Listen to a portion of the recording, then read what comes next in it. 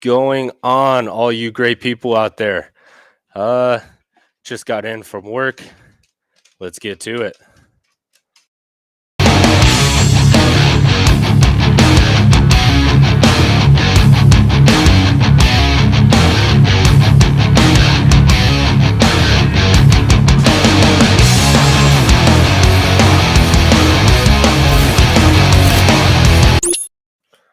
What is going on? Welcome to another great episode, Power to the Ground podcast. As you can see, I'm flying solo. I don't think Tiller got off work in time. He does have the link. He might be joining us in a little bit. Until then, I'm back to flying solo. So let's go ahead and click the clickies and do all that fun stuff that happens when you're going it alone. Let me see, bring up the chat just in case any of you guys want to talk some round 3 of Pro Motocross. It was a great race, probably one of the best 450 races I think I've ever seen. It was absolutely outstanding. So, as you can see, I am all cattywampus in the camera. Not much I can do about that right now. Rushing around. How to get the dog out. He's got a vet appointment, but he weighs 200 pounds, so the wife can't pick him up. So starting a little late, running around, doing everything. I try to get it all started up by 4:30. As you can tell by the time I am late. Let's get into some segments, huh? We got Bro Taco Hot Sauce.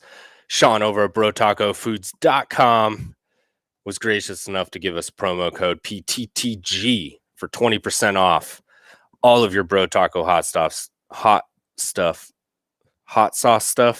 We'll get through this. It'll be all right. Come on, Doug. Let's go. Either way, use code PTTG for 20% off your order at brotacofoods.com. He's always whipping up some other stuff. He's always trying out new stuff.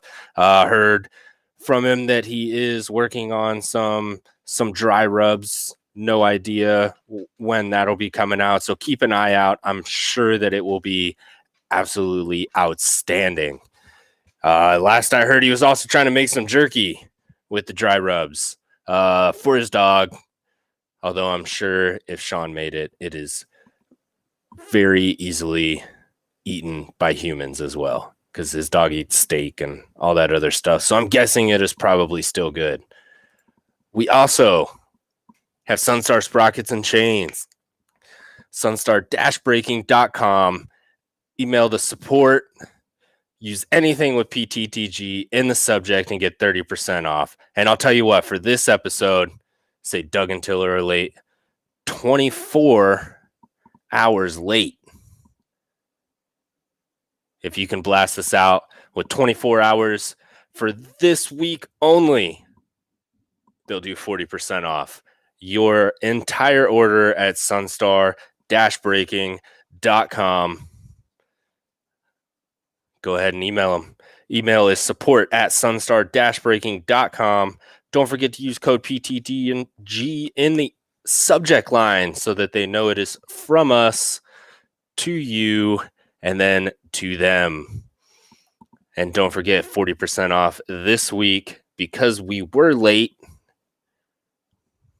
We'll get it all figured out, though. Also, while you're out there perusing the webs at brotacofoods.com, sunstar-braking.com, sunstar-braking.com. I think I said that right. I don't know. My mind is everywhere. It has been a fun week so far in the old moto industry. Don't forget to stop over at power2theground.com and let's try to get some of those pick'ems going. Other than that, we had a great weekend of racing. It was probably one of the best weekends that I have seen in quite some time. What did you guys think about it? Now, keep in mind, this is a live show. We do have live chat going. So, I mean, I'm here alone, so you don't have to worry about me and Tiller going on some crazy extravaganza, talking about different stuff, trying to do all that fun stuff. I'm just looking up some of the pick'em stuff that you can get in on over there at powertotheground.com. Just looking it up, it looks like Tiller did get it all updated. So if you are playing pick'ems with us, please stop over there, take a look at some of the results.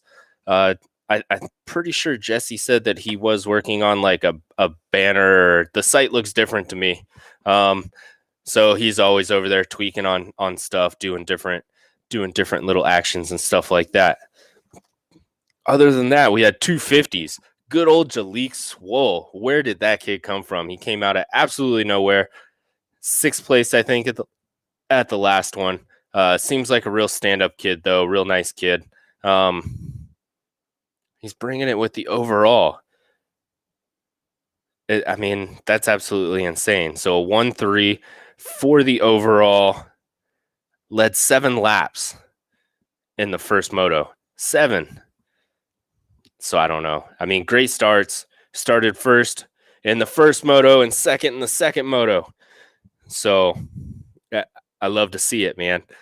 Other than that, round out your top 10 real quick. We had Jalik Swole coming in the number 1 top dog spot. Jet Lawrence in number 2. Justin Cooper in number 3. Cole Nichols in number 4. Garrett Marchbanks throwing that old Club MX Yamaha right up there in number 5. Austin Faulkner in 6th. Ty Masterpool in 7th. Hunter Lawrence in 8th. Dylan Schwartz in 9th. And Carson Mumford rounding out your top 10 for your 250s. These guys all had great rides. It's pretty crazy, though, that your top 2 aren't even old enough to enjoy an alcoholic beverage up on the podium. Like, it's crazy, especially when you got guys like Justin Cooper, Colt Nichols. There was some other guys that were up there that are been around a little bit. Garrett Marchbanks is one of them, and Austin Faulkner. Slow start to the season, but he does look like he is pulling it back together. It's great to see. He hasn't raced outdoors since like 2018 or something like that. So watching him really get down and pull together a top 10, almost a top 5 is good to see. It was looking a little shaky there. It's nuts. It's his first moto. He started 22nd. So it definitely looked like, oh man, here we go. Another, I'm not going to say a meaningless ride, but not a great ride from old Faulkner putting one together. But then he bounced back strong, finished 7-6. So it's hard to hate on that. The kid's pulling it back together. We also got Hunter Lawrence. I don't even know where to start with this one. So Hunter Lawrence pulled the whole shot, put it down, ended up coming back around the line at 33rd, passed almost everybody, finished 8th in the first one. And then he goes, doesn't pull the whole shot in the second moto, drops it again, comes back around the line on 36th, and powers back to 11th. That's insane to me. Just the way that he just pulled it back. What could have been a horrendous weekend for Hunter Lawrence ended up being, even though he didn't end up on the podium for his overall, he still ended up in the top 10 with what very well could have been the worst outdoor performance that we might have seen from him ever. So I don't even know how to put that into words. The mental strength that he had to have just pulled out of seemingly nowhere to throw it all together, really get in there and knock it out is insane. He passed 50 people. 50. That's insane. Absolutely insane. Other than that, we had the old Suzuki RMZ up there in the top 10 with Dylan Schwartz pulling together another great ride. I will be very surprised if this kid doesn't get signed onto one of the, I'm not going to say a full factory ride, but at least one of the top factory supported rides. I would honestly be pretty surprised if he didn't. He's doing some great things. Your 250 point standings after round number 3. We have Jet Lawrence coming in. So far, red plate. Justin Cooper's in second. Hunter Lawrence is rounding out your top 3. You got Jalik Swoll with a great race weekend, really. Great tube motos, pulling himself up to number 4. Colt Nichols in the 5th spot. Garrett Marchbanks in the 6th spot. Austin Forkner hanging in strong in the 7th spot. Jeremy Martin continues to slide back in the 8th spot. Joe Shimoda, he might have had the worst luck this weekend. What was that, Moto 1 or Moto 2? I can't remember, where his bike literally got stuck to the other guy's bike. I had like 5 guys there trying to rip it out. And then his handlebars are all jacked up.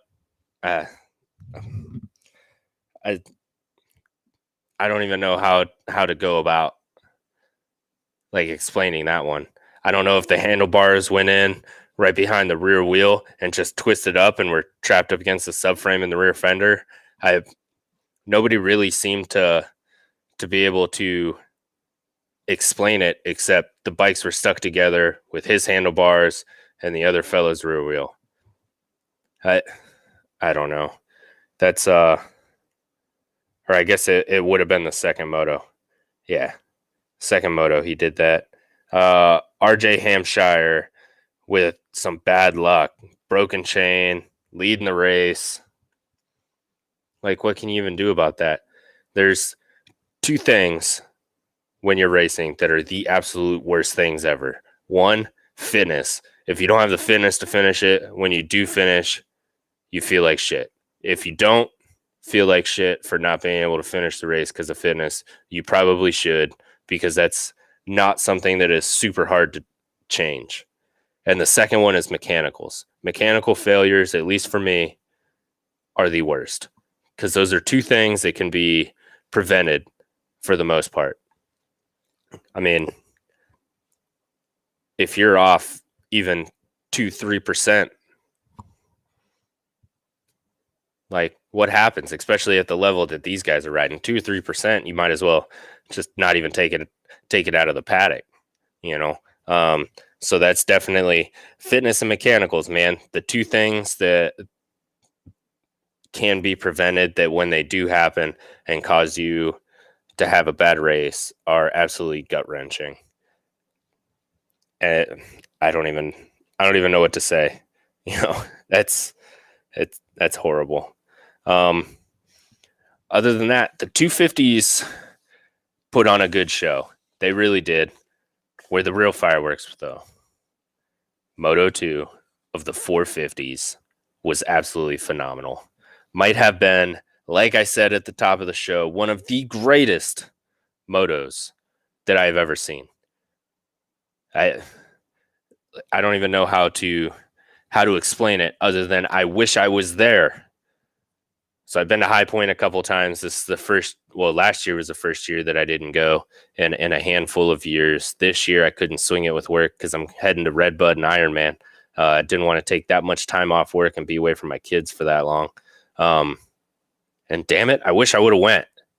Watching it on the TV is probably, it's not even a comparison to watching a race like that in real life. And it really kind of bothers me that I wasn't there. All I can do is hope that they bring it together, throw it up in Redbud the same way those top 5 guys are, top 6 guys are. They're crazy. I don't even know how to begin explaining it. Those guys, I have a feeling, are going to battle quite a lot throughout the course of this year. They all seem on pretty equal playing fields. We'll see as the season goes on who's going to have the mental toughness. I'm going to make an early call here and think that old Dylan Fernandez pulls off the old rookie season Moto Championship. I did say something about it before we even started this, that if you put that dude on a 450 and you put him outdoors, great things are going to happen. And he has not disappointed. So I think the only thing that will keep him from winning the championship is going to be mechanicals, or he gets hurt. That's the only thing I can see. That Yamaha is dominant now in both classes. I'm just going to go out there and say it. The Blue Crew guys are dragging those other manufacturers around the track. It's crazy to see, in all honesty. So let's see how they all play out. And then round 3, your top 10 overalls. Dylan Fernandez taking over the number 1 spot on the overall with a 2-2. We had Adam Cianciarillo in second place with a 1-4. Eli Tomac in third place with a 6-1. Finally get to see ET3 back up on the podium. Feels like it's been forever, especially from such a dominant performance 2 years ago. I mean, 3 championships back to back. That's insane. We got Ken Roxon in the 4th spot with a 3-3. Chase Sexton in the 5th spot with a 4-5. Aaron Plessinger, 6th place. Justin Barsha in 7th. Moose Quinn in 8th place. Joey Savacci bringing home your 9th. And Cooper Webb finishing out your top 10. That's, I don't know. I wish I saw more from Cooper Webb, not going to lie. I honestly do. But, I mean, what can you do? You know, it's not a lot can be done about it. Coming off those Supercross woes, as they say. I don't know. He's never been super strong outdoors, you know. We'll see if he can turn it around and start pushing back up towards the front. Where is he in points? He can't be that far behind in points. Yeah, he's 8th in points. So it's not like he's having a horrible year. He's just not where I guess we would expect him to be. Let's see, Dylan Fernandez. We kind of covered him. He, what is there to say about him? That dude outdoors is insane. Absolutely insane.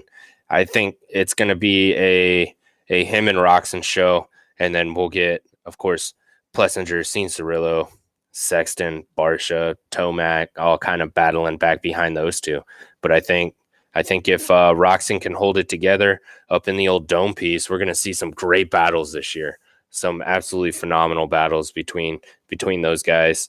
And then, you know, your 3rd through 5th is going to be great battles also. Adam Cianciarillo on that first moto looked absolutely outstanding. And then when he dropped the bike, I thought, oh man, like, is this really how he's going to lose the lead on the last lap in true AC fashion, literally 5 feet in front of the flag stand? Like, is that how this is going to go? It absolutely insane. Luckily, he was able to keep the bike alive, and he's a big, strong boy. Picked that 450 up and pushed it right across the line. Fernandez was coming in too, but it also looked like Fernandez had a little bit of the same trouble. He got hung up a little bit as well, but such is life, you know. He had Tomac, you know, finally getting back up on the podium. Not a super strong finish in the first moto. I think that start is what really killed him. He came across the line in 8th place. I mean, at the end of the day, we say it all the time. Either he's slowing down or everybody else is speeding up, but his starts just aren't there for him to be able to keep it together. You know, I mean, you can only charge so much, but when you're looking at a top 5 to top 6 that are equally as fast, maybe not as strong to bulldog the bike, but I'll probably say they might be a little bit smoother. You're really gambling if you don't get those starts. And I think we saw that in the first moto. You know, we had Kenny Roxon coming in fourth. What is there to say about that? A 3-3 for fourth place. That's not great, not bad. Definitely helped Fernandez out with the point standings. Now there's only 3 points separating them with a decent sized gap, 27 points leading back to Aaron Plessinger. And only 25 minutes late, we have the man, the myth, the legend, old Tiller, deciding to join us wearing that KTM jacket. Apparently, he has not seen the manufacturing point standings where KTM is in last place on the 250s and, fourth or fifth place in 450s. But we'll get to that later. We'll get to it. Oh, yeah. Man, I've been trying to hold the fort down, trying to come up with stuff to talk about. We all know that I have the gift of gab. However, when you're talking to yourself, it's not that fun. I'm sure you did a good job. You did a killer job keeping track of what time it is on a Tuesday. Today, Tuesday? I have no idea. All my days feel the same, man. Show up to work really early, work until lunch, take lunch, come home, get ready to go pick up the kids, man. I had no idea what time it was. Usually at this time, I'm out on a bike ride. So cutting into my gym time, man. It'll be all right, though. It's all for the love of the sport. So I'll just have to go twice as far tomorrow, I guess. I don't know. They say you're not supposed to have that mentality, but I want to win. So. I do the same thing. Yeah.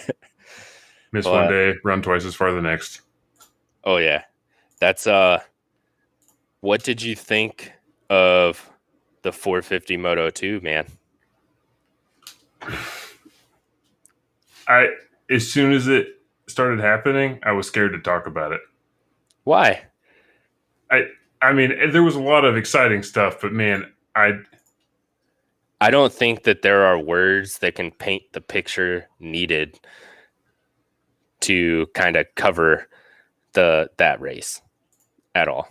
I just don't think. No, you got to watch it. Yeah.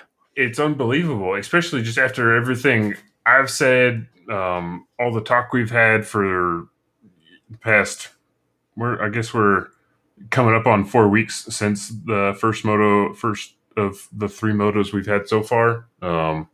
Still crooked. Mine's crooked too. I accidentally hit my table when I was rushing around to get stuff, and I didn't realize it until I already hit start stream that I'm crooked. I'm like leaned this way. Yeah, a tripod sometimes should be easier to straighten out. There it goes. Yeah, I was not expecting that was something that we were going to see happen. All while also, everything else happening between, Eli winning wasn't the only amazing part about that moto. I'm sure you've watched just as many videos about it since as I have. Oh, yeah. All day. But all the other guys, the other top 5 were amazing in it too. It's not how I thought that was going to go. Yeah. I mean, I was sitting there and I was really trying to pay attention to it all, but there was so much going on. It was actually hard to pay attention to. It was like a pass here, a pass there. We're going to do this. We're going to do that. Like a great move here, a great move there. It's, and at the end of the day, it is hard, especially when you have to go back and you're like, oh, hopefully, I can find that again. And then hopefully Peacock will actually let me replay the race. And if not, I have to try to find the highlights. And of course, the highlights never cover it all because it was literally from start to finish. And it's just hard, man. So like a lot of this stuff, you're just kind of working off of memory or what you might have saw. And it is kind of difficult. But let's backtrack a little bit, though. How about Hunter Lawrence, dude? So fast. That was one of the things I wanted to talk to you about, and I was trying to think of the way I wanted to pose the question was, do you say it doesn't matter to an extent because he finished where he finished? Because of, I'm probably going to ramble through this before I kind of get to my point, that it doesn't really matter. He didn't win. He didn't even get on the overall podium, did he? Let me No, pull that up. no, 8th place. Yeah, exactly. 8th place overall with an 8:11 finish. Yeah. So do you say that it doesn't matter because he's 8th overall on the weekend? Or do you say, holy hell, he passed like 50 guys over the course of both races? Literally 50 guys. Yeah. And it's just kind of like, well, maybe if he wouldn't have had those incidents at the start of each race, I think I haven't made it back to watch the starts of each one yet in the 250s, but if I'm not mistaken, neither one of those were explicitly just him. He definitely wasn't riding alone and just had a dumb error, right? That one of them was, I think the first moto was the one where he had the incident with the one other rider, just the one rider where he was trying to pass him or push him off, or that there was an incident that I think you could maybe kind of argue was a move he didn't need to make that ended up taking him down. But the second moto, if I'm not mistaken, was him just getting caught up in a racing incident. That it is what it is. But yeah, so you say like, oh well, yeah, of course he's fast, but doesn't mean anything. He still finished 8th overall. He should have, played smarter moves at the beginning and just not put himself in those scenarios, so that speed could have translated to him possibly winning. Maybe. Or do you say like, it is what it is. He messed up. So I don't know. I have a different perspective on, like, I don't think you should be able just to choose one or the other. You know what I mean? Mm-hmm. Like, there's a lot to be said about somebody that will mess up like that to where they're almost last place coming across the line on both motos and still battle back for an 8th overall. There is definitely something to be said about that. Yeah. And that something should not be bad. You know what I mean? Absolutely. Like, and I think the way I usually look at moto is, yes, you have your podium overall guys that you're like, hell yeah, like they rode great, like Jalik, I expect it out of Justin and Jet. But for Swole to get up there, that is amazing. You know what I mean? Mm-hmm. So, and then you always have kind of your standout ride of the night. And I think the standout ride of the night is 100% Hunter Lawrence in the 250s, and that's mostly because so he had the whole shot and still came across the line in 33rd. You know what I mean? So that's a big deal to battle back. Whole shot, last place, battle back. So I think it's a big deal, where a lot of people would have just been like, oh, I fell. The race is over. I can't win, blah, blah, blah. Mm-hmm. It didn't seem to me like he had that mentality. That's a personal win, man. There's no trophy for it except in your own mind. So when that happens again, you're like, I did this last time. I can do this again. You know what I mean? Oh, 100%. Yeah, I can't. That's it. And that's the type of mentality that I like in a rider, when you can see that he clearly didn't just be like, oh, crap. Well, it's a bad day. He went with the let's make the most of the bad day mentality and rode the crap out of it. I'm sitting here looking at his lap times in both the 250 motos. And yeah, he never had the clear track to put down anything less than a 210 in the second moto, when other guys were clearly going a lot faster than that. But, that's like Cooper and his brother, who had clear track for most of it, even Jalik in the second moto, he didn't have too many incredibly fast laps either at the beginning of the race, when, they were all kind of more up front. He was just, Hunter's lap times were just steady and fast the whole time. When he could fit him in, he rode his ass off. Oh yeah.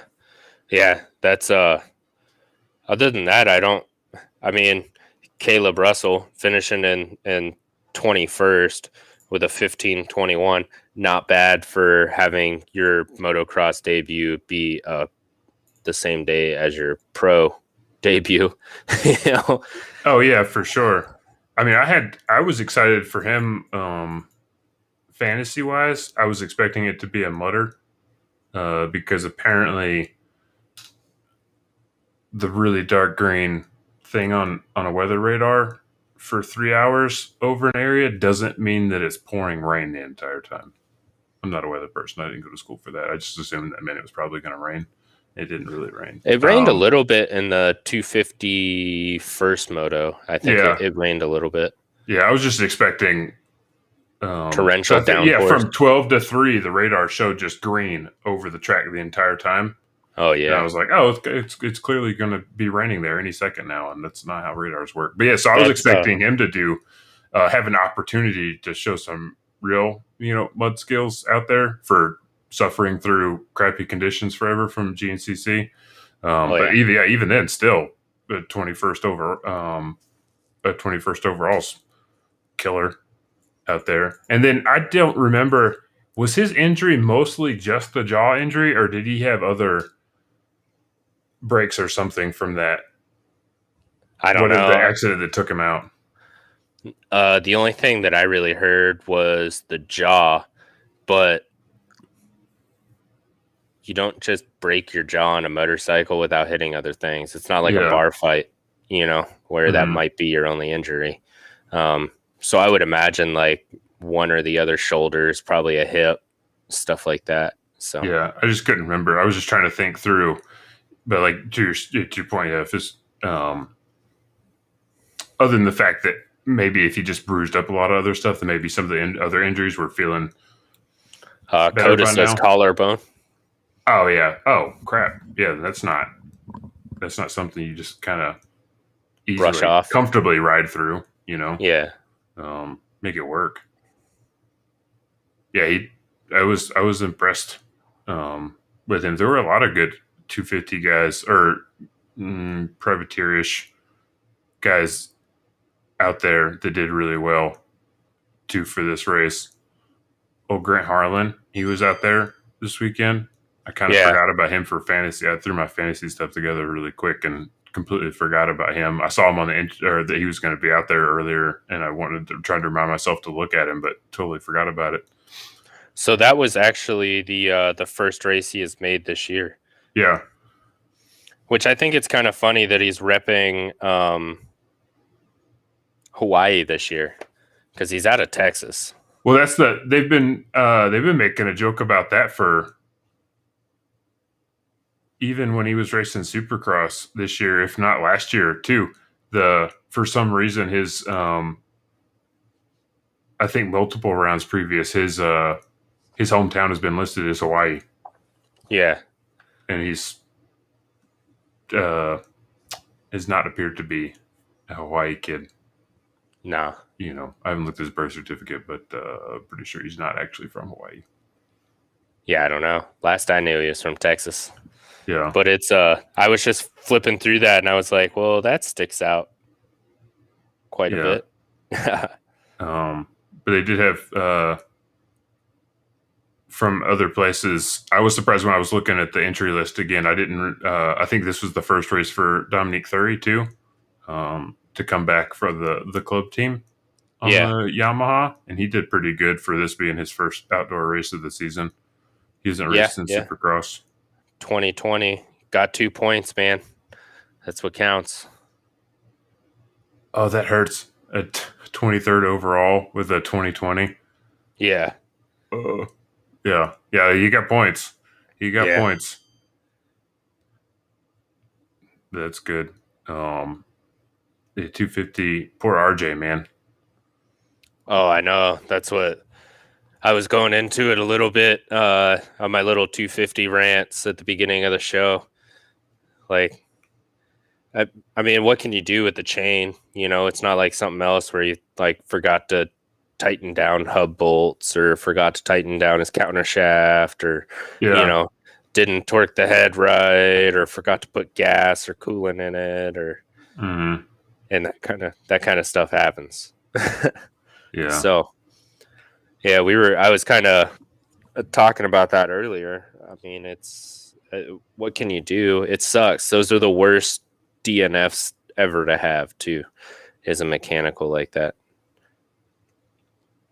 Yeah, it's yeah. I can't even imagine what that feeling was like having that pop up and take him out like that. Oh yeah. Other than that, I mean, what is it? Bouncing back over to 450s. It's there was something that I was looking at earlier. Oh, old Phil Nicoletti, still barely cracking the top 20. Man, he is not going to be super excited come interview time about all of that, which should lead to pretty interesting interviews.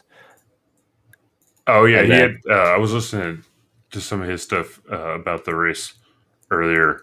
I mean, he was doing really good in. I'd have to look at the lap chart, but I know he did. I mean, 14th in the first moto is not bad at all, considering the 14 people that were in front of him.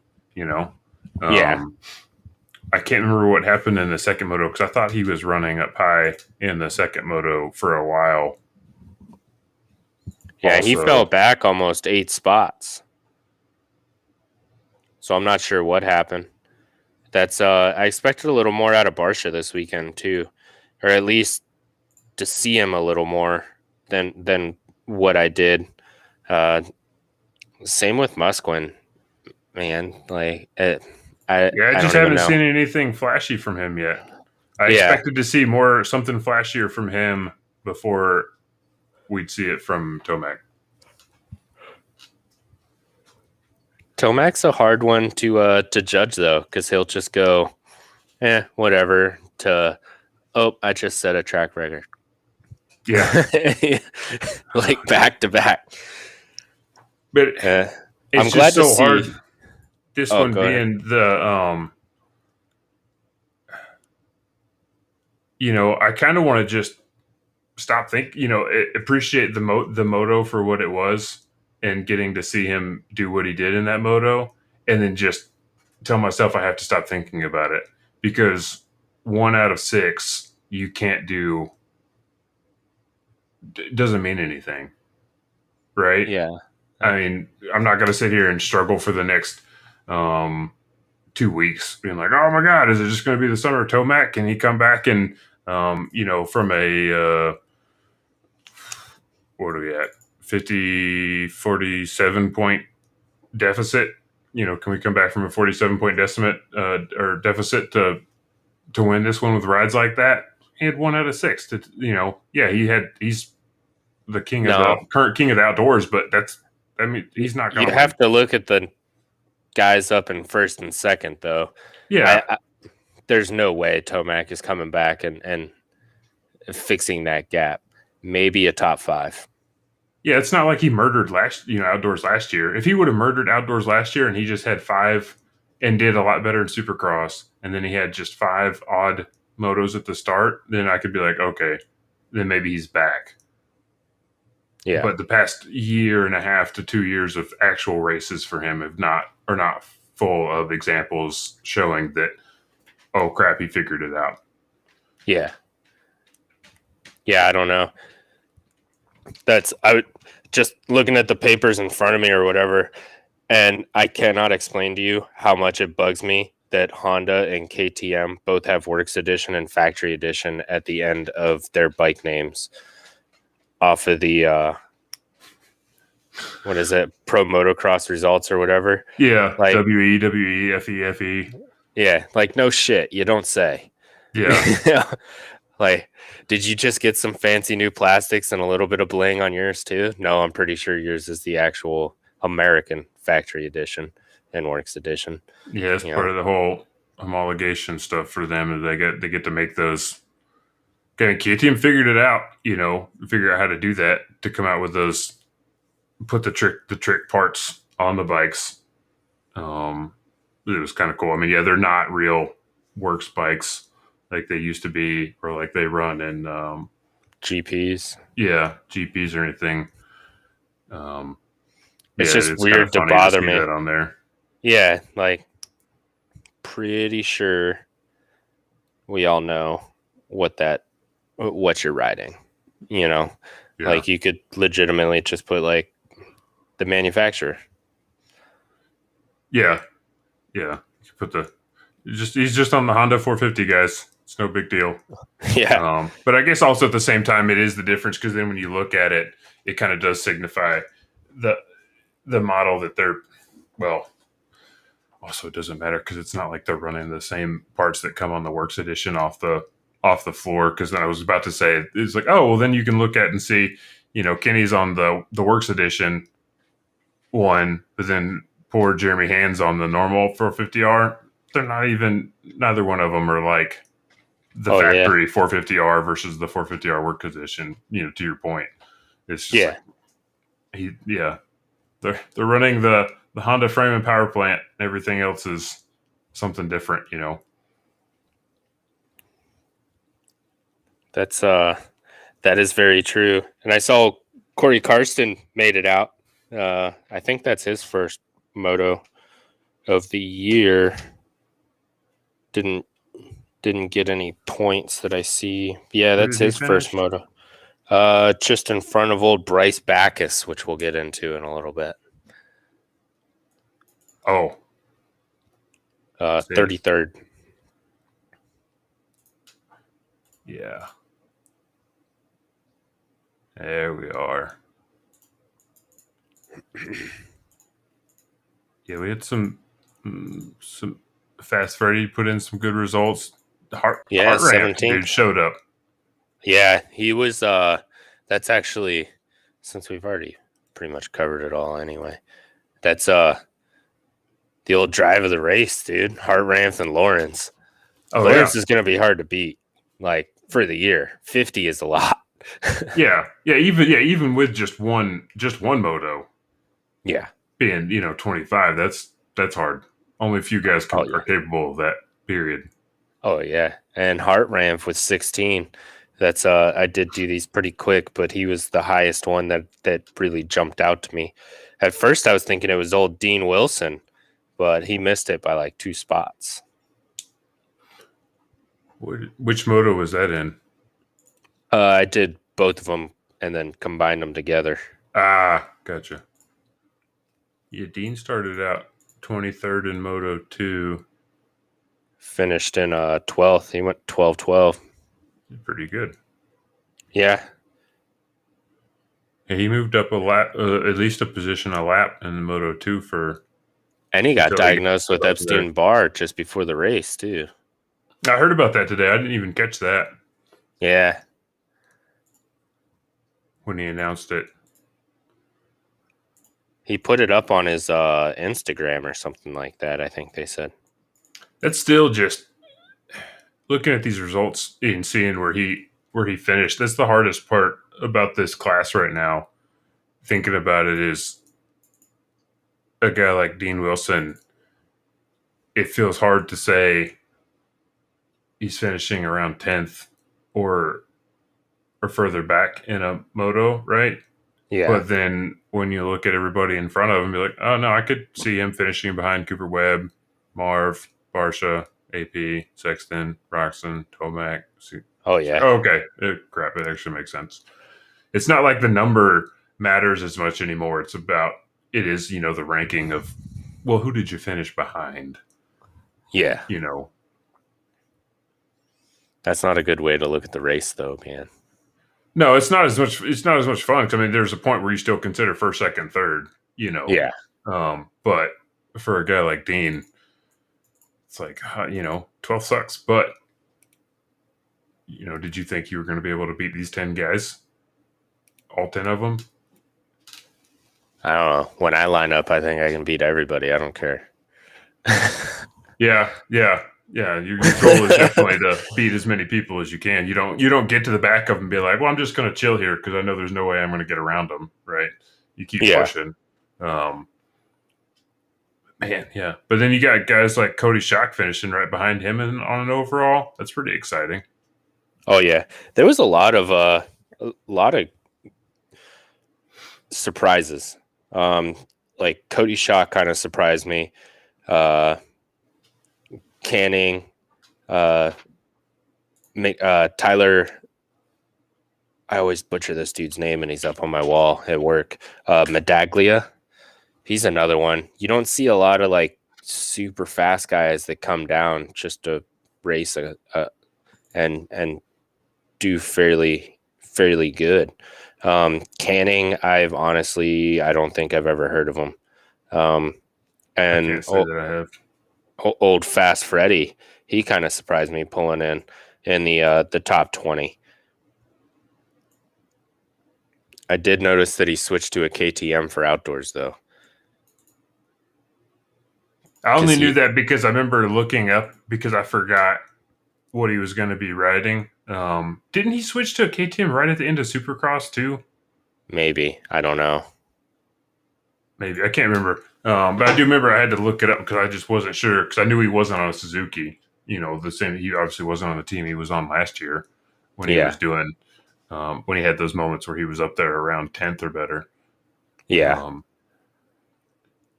Yeah. It's there's been a lot of good results so far this season from guys like that. So yeah, you got the top 10, 12 full of those factory or incredibly factory supported guys, but then the guys that are filling in the spots after that are still being pretty exciting because having Art Ranth be able to show that he's still got something to go up there and ride right behind Anstie and Bogle. So what is it? Shock's the only guy above Hartranth really that's really not on a factory supported team. I would venture to guess that there's a little bit more factory support than what meets the eyes going into that team because he's on Michael Lindsay's team. Are they? But is Honda giving the 450 guys the same kind of support they're giving the 250 guys? You think? Or I guess it's the thing. They're probably be giving the same support, but wasn't part of the 250 split up. They'll be like, well, we're gonna take these two bikes for the Honda factory team, but then the rest of the support we were given to the huge Geico field, we're gonna split up between Lindsay's team and Phoenix. Yeah. So I was just wondering. I mean, at the end of the day, that check goes in the same account. Yeah, if it's support via money, which I'm sure a lot of it is because they're not giving them. There's not a lot of Honda parts that they're passing around. A lot of them are other branded parts that they're getting. So check support. Yeah. Okay. Yeah. Then that would make sense. Yeah. So he's probably getting a little bit more support there, but yeah. I mean, it's not taking anything away from him. Cody's still a good rider. He was pretty good in Supercross. He's doing pretty good so far in outdoors. Was he 16th in points, right behind Zacho that's out. So he's pretty much right there. Just behind Bogle, Anstie, Wilson, stuff like that. So he's within 10 points of Bogle, Anstie, and Wilson. That's pretty good. Yeah. That is pretty good. I'm interested to see if AC can hold it together. If AC can hold it together and we get him, Roxon, Fernandez, flashes from AP and Tomac and Sexton, dude, it's going to be a crazy year outside if we can get all those guys together because they all, on any given day, any of them can pull the fastest lap of the race.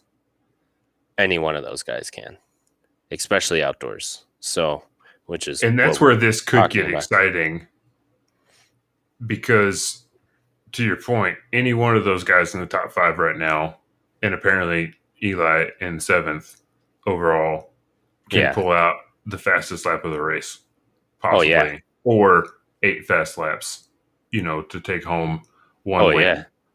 But right now, Fernandez is in the lead with 1 overall win, and then he's got a third, second.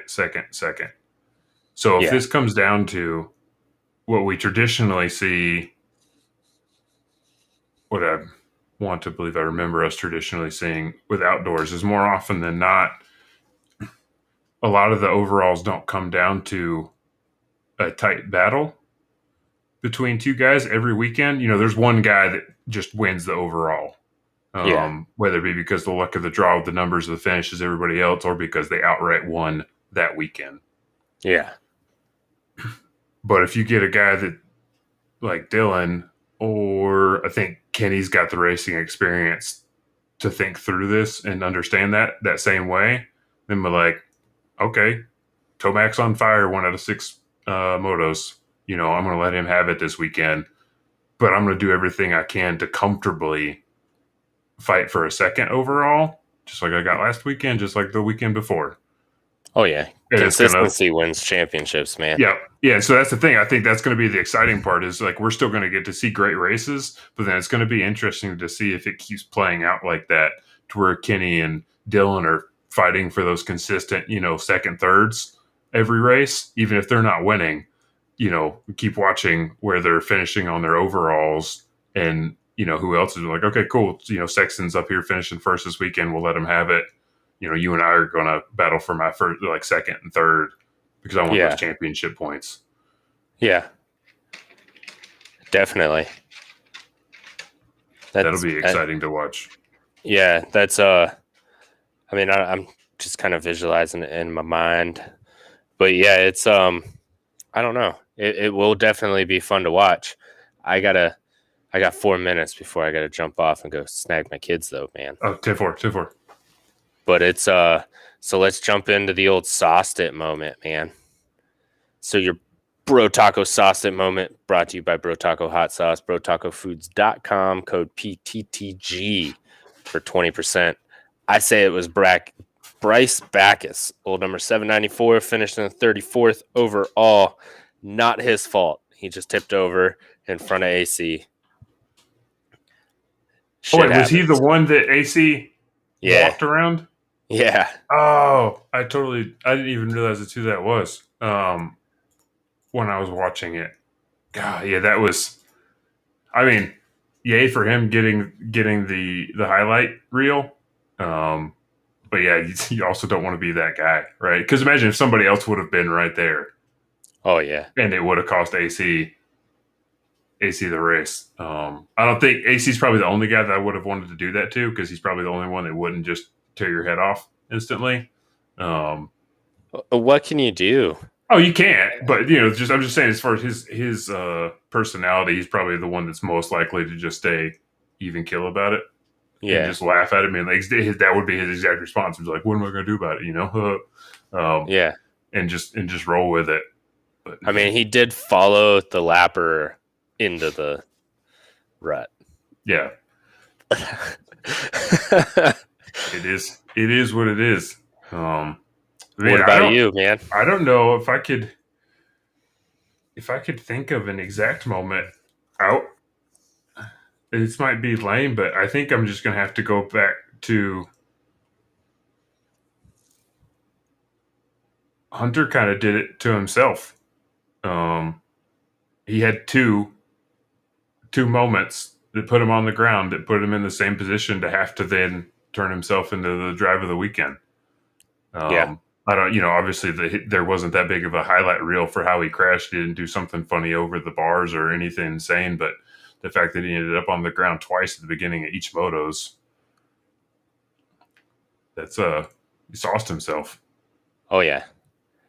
Yeah. Or put himself in a situation to be sauced. I can't disagree with that, man.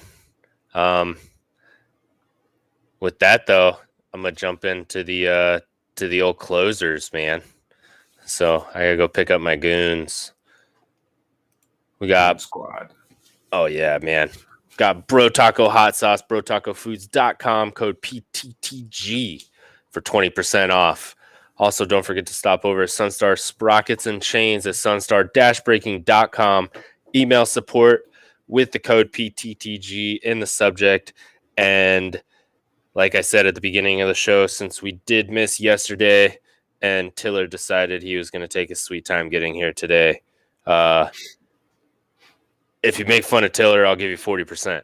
How about that? Oh, do it. Yeah. Do it. Also, don't forget to stop over at Power, the number 2, theground.com. Hit up. Oh, shit. That's what I forgot. Hit up the Pick'ems. It was not a strong week in Pick'ems. No. Not even a little bit. Yeah. It was rough. That's we'll see if we can talk Jesse into running down the Pick'ems on Thursday. We don't have a lot of time today. However, thank you for joining us on this amazing Tuesday. It feels weird to rush home, do a show real quick, jump off, go get my kids. Usually I'm riding my bike and pretending like the day is over with completely. And then I got to go put my daddy hat on. Yep. But other than that, it's been great, folks. You guys have a great night, and we will hopefully talk to you Thursday, but definitely next Monday. Red Buzz next. Oh, yeah.